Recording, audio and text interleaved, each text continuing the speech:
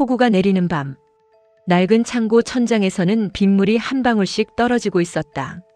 쇠냄새와 피냄새가 섞인 공기. 의자에 묶인 채 만신창이가 된 이강혁은 고개를 떨군 채 숨만 몰아쉬고 있었다. 얼굴은 피멍으로 뒤덮였고 입가에는 말라붙은 핏자국이 남아 있었다. 하지만 그의 눈빛만큼은 아직 완전히 꺾이지 않았다. 철문이 삐걱거리며 열리고 강백호가 천천히 안으로 들어온다. 어둠 속에서 걸어오는 백호의 발걸음은 이상하리만큼 차분했다. 백호는 이강혁 앞 의자를 끌어당겨 마주 앉는다. 잠시 정적. 오직 빗소리만 들린다. 이강혁은 천천히 고개를 들어 백호를 바라본다. 백호는 아무 감정도 없는 얼굴로 입을 연다. 방금 최화영 대표님이 다 불었거든요.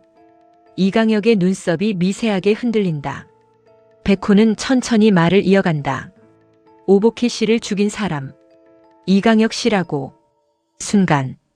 이강혁의 얼굴이 굳는다. 숨이 멈춘다. 눈동자가 흔들린다.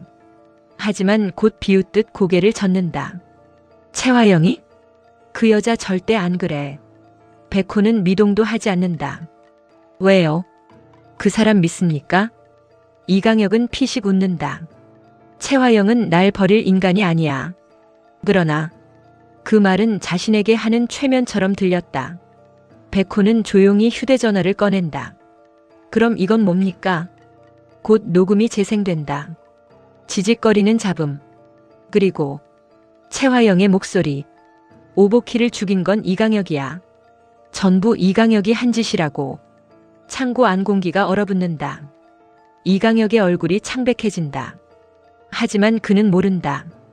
그 목소리가 장미가 AI로 조작한 거짓 자백이라는 사실을.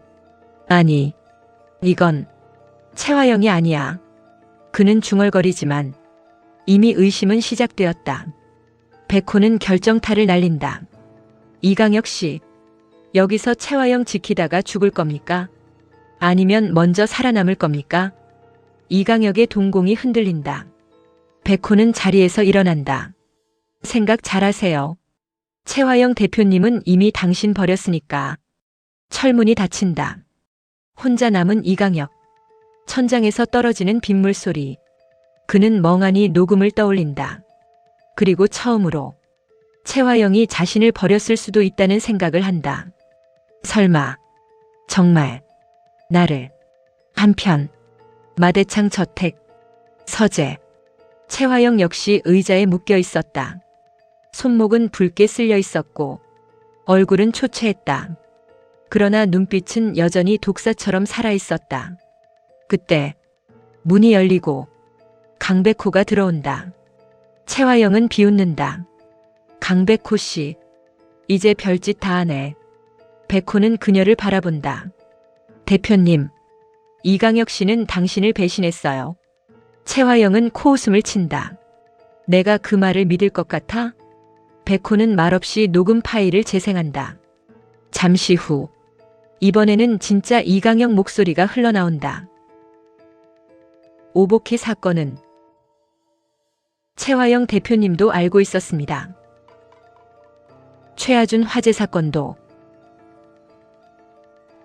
순간 최화영 눈빛이 흔들린다. 정말 아주 잠깐. 하지만 백호는 놓치지 않는다. 최화영은 애써 웃는다.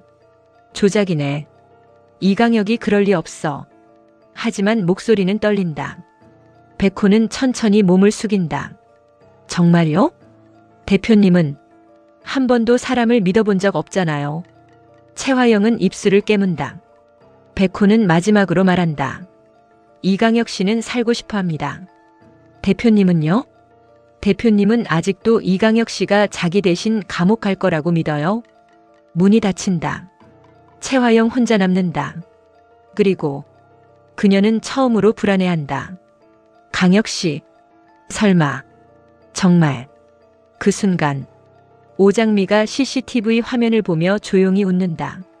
옆에 서 있던 백호가 묻는다. 어때요? 장미는 화면 속 흔들리는 최화영 눈빛을 바라본다. 걸려들었어요. 완전히. 백호도 고개를 끄덕인다. 범죄자의 딜레마. 장미는 낮게 웃는다. 작전 성공인 것 같죠? 그러나 그 무렵 드림그룹 강준호는 점점 이상함을 느끼기 시작한다. 최화영도 이강혁도 연락이 되지 않는다. 휴대전화는 계속 꺼져 있다. 강준호는 홍주를 찾아간다. 홍주야. 홍주는 놀란다. 왜? 준호는 심각한 얼굴로 묻는다. 너 마지막으로 최 대표님 본 게 언제야? 홍주는 기억을 더듬는다. 어제 저녁? 왜? 준호는 말없이 창밖을 바라본다. 뭔가 잘못되고 있었다. 분명히 엄청나게 잘못되고 있었다. 그때 강남봉에게 전화가 걸려온다. 준호야. 계속해서 화영 씨 전화가 안 되는데 무슨 일 있냐? 준호의 표정이 굳는다. 전화를 끊은 후 천천히 중얼거린다. 설마 최 대표님 납치당한 건가? 순간 준호 눈빛이 달라진다. 지금까지는 의심이었다. 하지만 이제는 확신이었다. 그리고 그는 떠올린다. 마대창, 오장미, 강백호, 정숙희, 모든 퍼즐이 맞춰진다. 설마 저 사람들이 최 대표님을. 준호는 곧바로 차키를 집어든다. 하지만 그가 모르는 사실이 있었다. 지금 자신이 구하려고 하는 사람이 바로 자신의 인생을 망친 장본인이라는 사실. 그리고 그럼에도 불구하고 그는 그 여자를 완전히 버리지 못했다. 왜냐하면 최화영은 여전히 그의 엄마였기 때문이다. 마지막 1분 모든 장면이 교차된다. 창고. 이강혁. 여기서 이렇게 허무하게 죽을 순 없지. 서재. 최화영. 강혁씨. 당신 진짜 날 배신한 거야? 복도. 준호. 제발 버티고 있어요. 마대창. 정숙희. 오장미. 강백호. 그리고 최아준 화재 사건 원본 파일. 파일이 열리는 순간 오래된 CCTV 화면이 재생된다. 불길, 비명, 혼란, 그리고 화면 구석. 누군가가 찍혀 있다. 그 인물을 본 순간 강백호 얼굴이 굳는다. 장미도 숨을 멈춘다. 정숙희도 눈물을 멈춘다. 마대창마저 충격으로 자리에서 일어난다. 화면 속 인물. 그 사람은 최화영도 이강혁도 아니었다. 그리고 마대창은 떨리는 목소리로 말한다.